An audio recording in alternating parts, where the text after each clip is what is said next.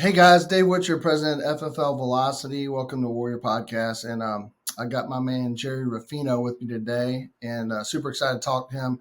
Known Gerry for a while, blessed to know him. Great person, good family man. I go on and on and on. He's done an amazing job here with Family First Life and Team Destiny, right? And I love that because your destiny is obviously going to be pretty massive. What you got going on. But I wanted to bring Gerry on. He's, 30, 40 families a month. He's always been a consistent person. Love his attitude. And I just wanted to have him share a little bit today. Gerry, I'd like to just tell you a little bit about your, kind of where you came from, how you even came here in the first place. People are watching, like, cause I know you started part-time, and I think that's big, especially today. I was watching, as you saw the other day, and I hate to start this off, but you remember, I don't know if you saw the pod thing with Brian and, Sean yesterday talking, and that's one of the best. I mean, two guys I respect, but watching that conversation was pretty amazing, and it made me just realize the opportunity we have in front of us. But anyway, if you could just share kind of your journey and where you're at, so people kind of know a little bit. The people that don't know you, a little bit about you. Yeah, man. So, Gerry Ruffino, I'm actually a mutt, man. I was born in Mexico, raised in South Florida, lived in Michigan, and now I'm in Austin, Texas. So, I've been blessed to kind of be all over the place. Um, I have a master's in education. I was a first generation Latino college student. I wanted to just kind of pay that forward in the education platform. Um, and unfortunately, after a little while, it just became um, so much like a business and not enough about the people. So that drove me nuts, and I was kind of at a lost place. And I actually went into the supplemental insurance business. And like, there's got to be people asking for help, right? Um, so eventually was there for a little bit under a year. Just didn't really love that. Went and worked at one of the largest, if not the largest, rental car companies in the United States. Learned a lot about business, and one thing kind of led to another, and some of my friends, yourself included, were still in the insurance gig and were encouraging me to look at the new opportunity that they had in place. And um, I actually told them heck no in the beginning. And I actually let my insurance license lapse, dude. So I didn't do any of the continuing education, none of that.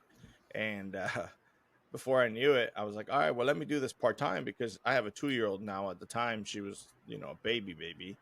And I was like, we're going to probably have to go to daycare. And I don't know if you guys know, but daycare is like a mortgage payment. It's So I was like, crazy. dude, with my current salary, I won't be able to honestly afford all the things. And I know a lot more things come with a baby. So that's what kind of pushed me to make the leap. I definitely started part time. I was working 55, 60 hours at the rental car company, and would do this in the evenings and in the weekends whenever I would get away. And then eventually, I it's funny. I went to one of the meetings with Family First Life, and I was actually in the car with Dave himself, with a couple other fellas, and so January of 2021 kind of made the leap, and have been here ever since, and have enjoyed the roller coaster ride for sure. You said something there. We said a lot. It was really cool. One I didn't know. I don't know if I knew about the masters in education. I guess you said right. Hmm. And today, I know in today's time, it's crazy with what's going on in that world. Um, from a teaching standpoint, and it's sad in some ways, obviously, because we want our kids to be educated and things like that. But again, just seeing, I mean, there's shortages of teachers and things like that. But anyway, I love you're watching your daughter. It just reminds me of, we have grandkids, and so I see her. It's like every time I see her, I think of Emerson because it's where their hair is and stuff. I was like, I almost have to take a double take. But it's enjoy watching that journey of her being a baby to where she's at now. What is she, 3 now?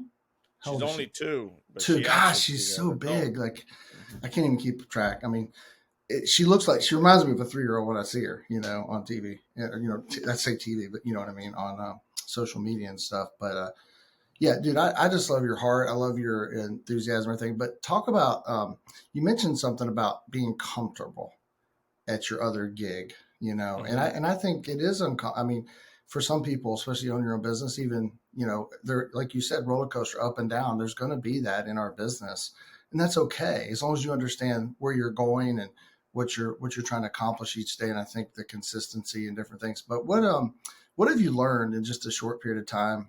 Now you're one of the things I want to talk to you about today is Gerry was in the field. I want to talk about that transition and what you're doing now because you've had some really big weeks of protecting families lately. And so I wanted to have you on to talk about that transition and also being careful in that transition, not just, and some people can get it right away and some people can't. If you could just talk about that.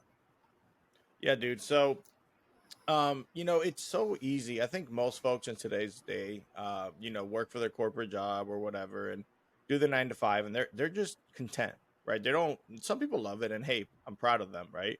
More props to them. But eventually you realize that you're working for somebody and that somebody took a risk to create that business, that company, that corporation, whatever it may be, right?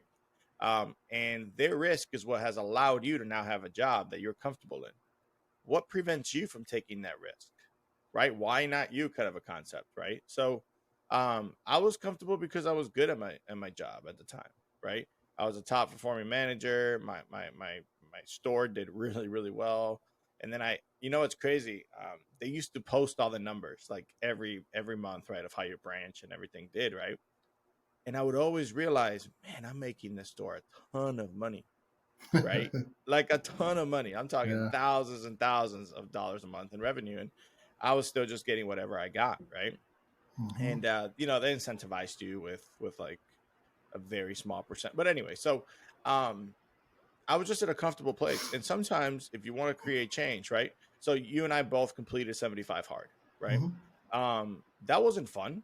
Like, I mean, it was challenging. There were days that I'm sure both of us were like, dude, we don't want to do this. Like, I got one more outdoor workout, but like beat up from the day before and it's Yeah. raining or it's cold or it's hot or whatever it may be.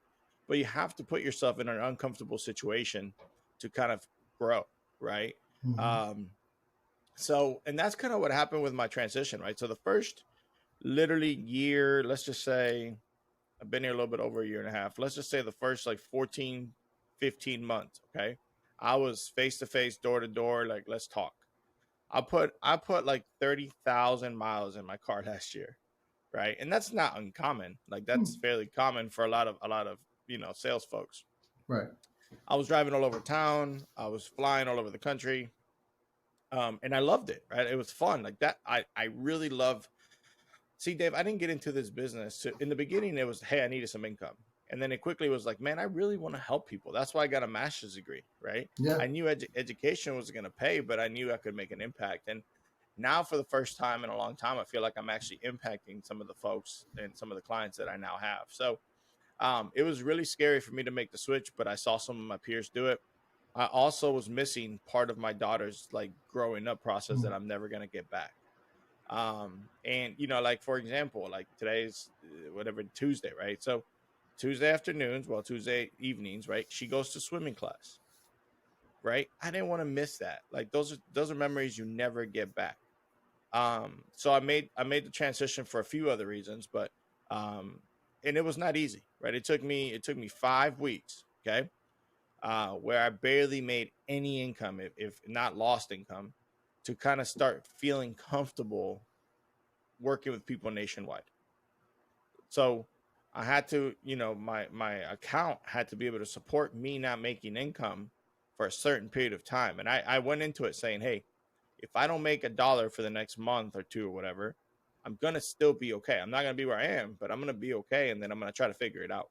And that was a big reasoning why I made the switch. I went all in on it. I had already had a lot of experience on the phones though.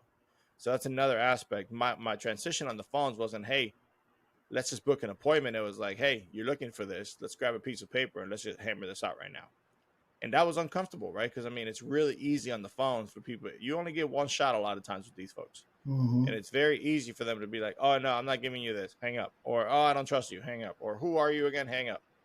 Right. And I mean, they block your number or they don't ever answer you again and then you're done. So, um, that was a big transition. Now, with where I'm at, it obviously worked out for me, but it's still a grind every day, dude. Like people often think, oh, you're just sitting at your house, like living life and all that. And I'm like, yeah, but it's like now you got other distractions, right? Mm-hmm. and other things that come up and other things that you got to deal with. So, dude, at the end of the day, I think a lot of folks overthink this business a lot. Like, look, it's a small number business, right? You're gonna have a low batting average. Doesn't matter if you're in front of people or in telesales. But the best thing to do is just continue to have more at bats. So you got to keep putting yourself out there. And then when you're sitting with a client, it's not worrying about what else is going on in the world, giving them your undivided attention for whatever period of time, and saying, "Hey, dude, what's really going on here? Let's paint a picture, right? Like, Mm-hmm. you're gone tomorrow. What happens to your family? Realistically, like, not just as a sales pitch or an emotional concept. It's like, what will realistically happen, right? Pulling up a GoFundMe page and say, hey, do you want to be this family? Right? Like, what is really going on? How can we help these people? So that was a big transition for me, man. And I mean, we're still grinding it out. We're still working through it. Like we talk about it, right? Some days are going to be amazing. Some days are going to be terrible. I've had 90% no show rates on a day, right? And then I had like 90% show rate. So it's like, you It's just never know what numbers. you're going to get. So it's like, dude, if you just work it out hard enough, you're going to be okay. If you get them on the phone, do you have and I'm not saying you look at all the numbers, but would you say it's 3 out of 10, 30%? Do you have an idea on that by chance? I mean, I'm just thinking like if Yeah. I go in the field, I know personally, if I get in front of somebody, I'm in their home, I know my chances are very, very high. And Yeah. that comes with experience, right? But on the phone, it would be different for me. I haven't done that much. I don't even know if I know how to do it. It would be just the same experience you had. I'd figure it out. I think if you can't book appointments on the phone and you struggle with that, why would you go into telesales, right? So, Yeah. but for me, once I got in the home, I knew I could do what I had to do. But I was just curious if you knew a percentage of if I talk to 10 people, they show up. How many are you going to usually close on the phone? Would you say? Yeah, dude, that's great. So the follow up game is a lot different in telesales than it is in person, right? In person, you really kind of get one shot. If they tell you they're going to call you back, right? Mm-hmm. Odds are they're never going to call you back, right? Here, you Right. do have a follow up game that's a little bit different. So most of the time, we're one call closing people. So look, for the first time in my career, I can honestly say that I feel really comfortable bringing people on the team because we Mm. really have a very, very, very duplicatable system. Okay. I had a guy yesterday, Guillermo, which you know, right? Yeah. Hop on, help me. So yesterday was an ordeal. My family, my wife slipped at work, and we had to go Oh to no. the get a Oops. little X-ray. Everything was good. She's good now, but I was able to literally like I had a bunch of appointments booked, right? So Yeah. I had one of my agents, right, one of my guys, like just sitting there, like he's like, "Hey, I'm dialing away." I'm like, "Hey, you want some appointments? Like this is how you do it. Boom, boom, boom. This is like the quote unquote script is a conversation. Like it took 5 minutes to transition him, and he took like 5 appointments. He got no 6 appointments. I'm sorry, he got no showed in 2. He's got follow ups with 2, and he closed 2. Nice. Right. Dude, I mean, it's a super duplicatable system. In fact, a lot of my clients nowadays, Dave, are literally straight up self booking, right? Directly. So we've got a crazy system. 1 out of 4 clients self book on my calendar. Mm-hmm. That's crazy, right? Like, I mean, Yeah. we're That's good. having 20 appointments a day consistently. I haven't even finished looking at today, and I can tell you that we had, as of last night, we already had 19 appointments for today. Right? And That's I still awesome. had a big part of the day available. So now closing percentages wise, let's say you meet with, you have 10 appointments. Okay. Mm-hmm. Right off the bat, Dave, you have to make an assumption that 50% of those people are going to no show you. Mm-hmm. That's why you need 20 appointments a day. Okay. So if you have 20 appointments, you're probably not going to see 10 of those folks for reschedules. They forgot, they don't care, whatever. Right? Out of those 10, you're probably like, if I talk to those 10 folks, I'm going to close probably 3 or 4. So my percentages are lower than in home because you can't push right away, but you could set the expectations with that client. And I do. And I'm very upfront with all my clients. You know me as a person, Dave. I'm going to be Yeah. 100%. And I tell all my clients, hey, Dave, do I have your permission to be brutally but respectfully honest with you during our time together? And they say yes, and I say, look, the reason is I like that. there are a lot of companies out there that are going to offer you this $9.95 stuff on TV that's going to sound so good to be true, but you and I, deep inside our hearts, know that can't be good for you. So I'm going to shoot it to you 100% straight, Dave. That means you may love what I say or hate what I say, but I'm Mm. going to be 100% transparent. Is that fair? Yeah. And dude, that alone, right, literally um alleviates so much stress and pressure from a lot of folks. So um and it's just part of the game, right? Part of learning about it. So Mm. probably out of 10 folks, I'm probably going to close 3. Now what's kind of unique, right, is you'll have 2 or 3 follow-ups from there, and you send emails and all that. Dude, Mm. every week I'm always surprised by somebody that emails me back. They're like, okay, we're ready to move forward. I kind of had already given up on them. So there's a lot of people that need help. It's just maybe not the right time. Um, but we just got to continue to remember why we do what we do, and it's to help folks through these very difficult times. And would you say, in your experience of being in the business for a while, that the last couple years, even, but really, this is transformed? Meaning, 6, 8, 10 years ago, maybe this isn't the case. Maybe it's a pandemic happened, whatever the case may be. Because you mentioned something that you never have happen.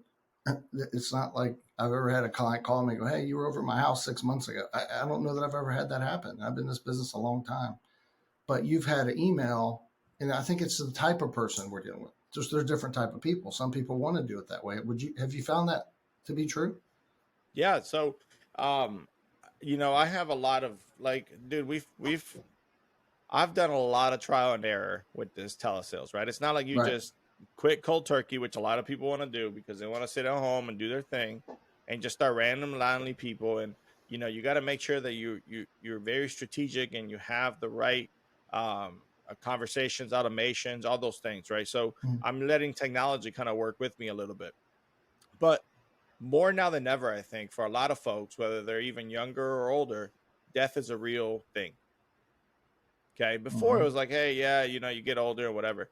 We have a lot of, okay. So I've talked about this in a couple of my TikToks, but think about how the system is set up, Dave. You're a young kid, right? Your parents may or may not have gotten life insurance on you. Odds are they didn't, right? You go through life and you're okay, you're healthy. You get to your first big boy, big girl job, and they offer you quote unquote benefits and amazing benefits, right? That's what they all say. We have amazing benefits. Well, what are they? I don't know. Yeah. Which is always funny to me, right? So then you go through your whole life, right? You may switch a job or two or a career or whatever, but all those jobs, right, that you're with have great benefits, right? Well, now you get to retirement age, God willing, and it's time for you to take the next step. And what always happens, Dave? 99.9% of the time, you can't take your life insurance or those benefits with you. Mm-hmm. So you've paid in all this money into these carriers through these corporate jobs, and it's not a lot of money, right? Like business insurance, like corporate life insurance is pretty, group insurance is pretty cheap, with a lot of limitations that a lot of folks don't realize. But you've been paying all this money into this, and now you're 65 and you're ready to retire, and you can't take the insurance with you. And now you got some health things going on. And now you were used to having $500,000 or 2x my salary, 3x my salary, whatever my salary. And now your budget only allows for 15, 20, $25,000. Mentally, that's really difficult for some folks to get across, right? It's like, wait, I used to have $500,000. I know, but you never owned it, right? It's like you used to live in a really nice house, but then the owner decided to sell it and you got it booted out, right? So systematically, the whole structure it's all messed up. So now you're at that age, dude, and you're going through a really difficult time. And now going through a pandemic and going through all these crazy things. I mean, the world is going through a lot right now, Dave. I Mm-hmm. mean, Dallas, Texas didn't get rain for months, and now they're flooding downtown, right? You have to take a boat to get to Integrity right now. I'm just kidding, but you know what I mean? Like it's crazy. So, um, Yeah, I heard they the had something. My wife was just telling me something about they have more rain in that city, or in Texas, in that area, than some cities have in a whole year or something. Yeah, and we're going. I mean, like right now, right? You can kind of see my window there, and Yeah. normally it's beautiful and sunny, and it's been like sunny for 2 months. But all of a sudden, things happen. So Yeah. my point is, death is way more relevant and prominent for folks right now than ever before. I think. Mm. right? Even young folks. And it's because of social media also, right? How many GoFundMe's do we donate to every year? Bunches. I mean, I get them, and I always feel like hey, if I always donate whatever Yeah. I'm willing to or able to. I'm sorry, Yeah. and but it happens more and more. So yeah, I think people nowadays are like, hey, let me put this on the back burner. And then it's like something happens in their lives, whether something triggers or their friend died, their mom died, their brother, cousin, somebody gets diagnosed with cancer or has a heart attack. And then it's like, crap, I remember that guy sent me that email. Let me go back to that and get that done. And Do, I get, I probably write 3, 4, 5 families a month just like that. do you have it automated so that it sends them an email every now and then?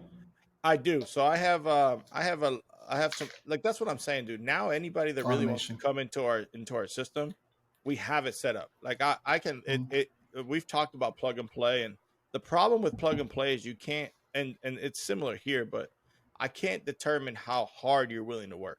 Yeah, you Right? can't. Right. Plug and play, people think it's like, oh, I can get in here and do the same thing. Well, dude, if you're gonna take, me as a shortstop, or Derek Jeter as a shortstop, it could be a plug and play system, but he's gonna be better, right? Because he has all the skill in the Yeah. world. And he's worked at it his whole life, Mm-hmm. right?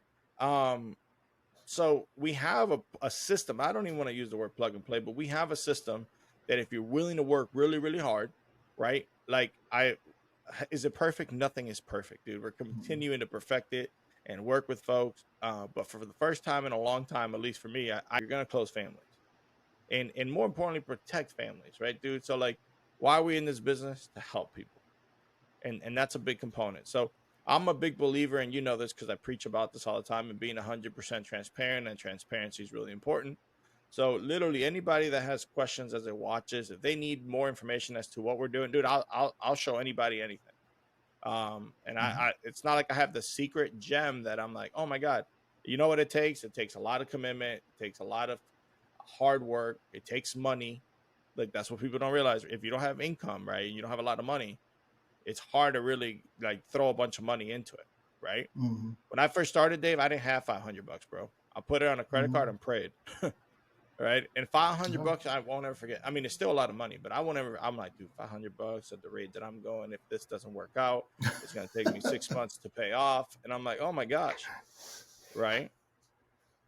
Well, So I'm glad you're here and glad you made that leap and things like that. I was going to ask you a question, but anyway, there's a bunch of them I could ask you, but for limited our time, and I think we want to do this again and maybe even dive into specifics of how to do this. So keep an eye out because I'd like to do that again with you and really dive into the day to day thing, what it looks like. But let me ask you this: so in the last few weeks, what do you think you're averaging?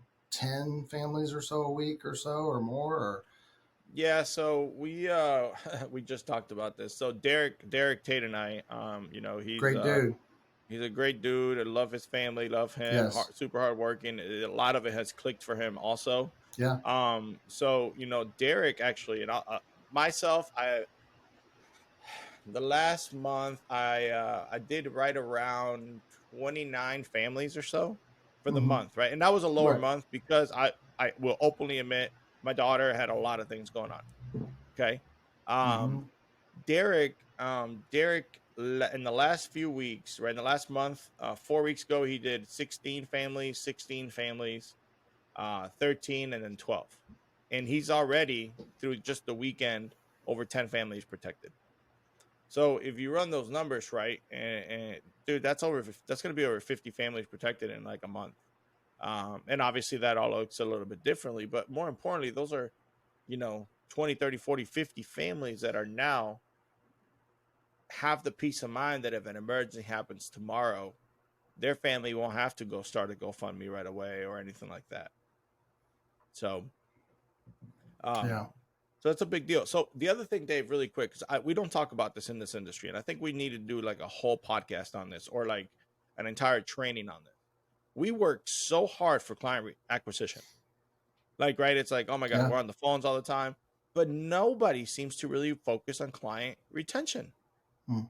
It's mind blowing to me, right? And then people get upset when their client goes to another agent right? Or another agency or whatever. And they're like, oh, my client left me. And I'm like, well, what did you do for that client? What kind of value did you provide that individual?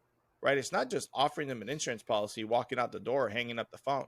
Yeah. Right. So obviously we send out, and all this is automated, dude, but like we send out really, really nice thank you cards. Right. We talk about every client that I protect, especially on the phone, because I don't have that face-to-face connection anymore.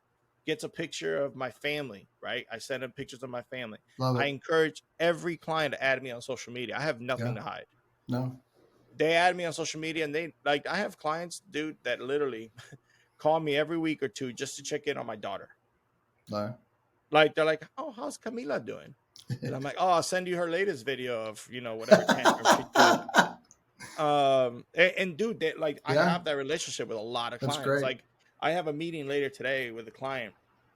So think about this, okay? I went and met with him at his daughter's house because that's where he was living at the time. Mhm. This was 8 months ago. I won't forget this client ever in my life. I got there. We sat down. Super, super nice guy. And he's like, yeah, dude, I have cancer. Got all these things going on. And at the time, he was doing pretty well, like financially. 2 months later, major financial thing happens, comes down on him. Uh, Disability and all those things. They're messed up. They messed up his pay. It was an ordeal. And he said, Jerry, you made such an impact on me and everything that I can't do this right now, but I will call you back at some point. I promise you. And I would follow up with him and send him messages, man. Hey, hope chemo's going well and treatment's going well. Like anything you need. Well, he hits me up last week. He's like, hey, let's go have breakfast, man. Like I'm ready to start something even small. It doesn't matter, but I know I need something. I know it's got, it's a guarantee issue plan. So we're going to have to do that. But I need you to come. Like, I need you to be my guy. And I always told him, I'm like, bro, I'm here for you. Right. So now we're going to be able to go grab lunch, reconvene, reconnect with him. So I still do a little bit of the face to face because, I had a lot of clients before then that's all they know me as. So, um, dude, just care about human beings, man. Like, just Yeah. care about people. Don't complicate this much more than it needs to. Care about yourself and the worth that you bring, and understand that what you're doing every day is valuable. Um, don't fall in love. There's always all these like distractions out there, right? The shiny object syndrome, right? There's other companies that are going to offer you this and that, and then there's different lead vendors that are going to offer you this and that. And it's your job, whatever you want it to be, your business, to call people, meet with people. Like, people are like, oh, why do you buy leads? And I'm going on a little bit of a tangent because I keep hearing all these things, dude, and it drives me freaking nuts. Why do you buy leads? And I'm like, okay. I mean, I personally like to talk to people that are semi-interested or interested at some point. And Mm-hmm. they're like, well, I don't believe in leads. I'm like, great. How do you get your clients now? Oh, referrals. Do that. But why would you not do that with 1,000 more, like a really heavy toolbox rather than one Yeah. drill bit, right? Like, I just, if you don't want to work with individuals and you want to work with businesses, do it. Yeah. Go business to business, but take a real toolbox with you. And that's what FFL now has, right? Like, we have all these amazing carriers. We have Medicare. We have supplemental. We got Mm-hmm. ACA. I mean, we're going to do everything at some point. I mean, dude, we're even partnered with a company that will literally help you with your debt. Yeah. Right? Like, and most folks don't even mess with it. So Yeah. You're right. I don't We know, have dude. everything. People just want to complain about stuff and they don't want to work hard. And then they go to another company and then they end up doing the same thing and in doing even worse. And the problem is they try to do that and then they try to take people with them right away because that's a very selfish thing to do. You haven't even tried that. And you're trying to take somebody from a Ferrari to like a freaking Pontiac Grand Am. Like, calm down. It's crazy. So, Yeah. I appreciate you, man. We're going to definitely get on and do this again and dive into some more, details and things. We could just sit and talk all day. I love you to death and appreciate you as a brother and love being in business with you. How do they get a hold of you, Jerry? Instagram, your phone number, anything like that. yeah, Anybody man. watching this wants So, to work with you. yeah, dude. So, my cell phone is 512-992-4584. That's the same number my wife calls. So eventually I'll always get to it. Look, my social media, it's Gerry, Gerry Ruffino, Ruffino. We do have some stuff out there with FFL Destiny, but reach out to my personal stuff, right? Yeah. Any way that I can, if you're an agent now, it doesn't matter what company you're with. None of that matters to me. If you're really truthfully in this business to help people, then I'll be willing to help and do it anything. I also want to learn from you, right? There's a Yep. lot of people out there that are doing amazing things that I need to learn about. So, but that's the big thing, man. Just reach out, let us know how we can continue to help you. Yeah. Well, thanks for Gerry Ruffino is awesome, man. Reach out to him if you want. You're in Austin, Texas. You can see him in person. Zoom, whatever. All over the country. Reach out to him. He's a great dude. Definitely help you, especially if you're in the telesales. That's his thing now, but he's also done the other. So please reach out to us. We love helping people, like you said, and serving. So thanks for being on today. Hope this makes a difference. That's all we care about. If it's just one person we reach and it makes a difference, I know it's going to reach a lot of people that watch this and learn. So we thank you. Thanks for being on, man. Appreciate you. Thanks, brother.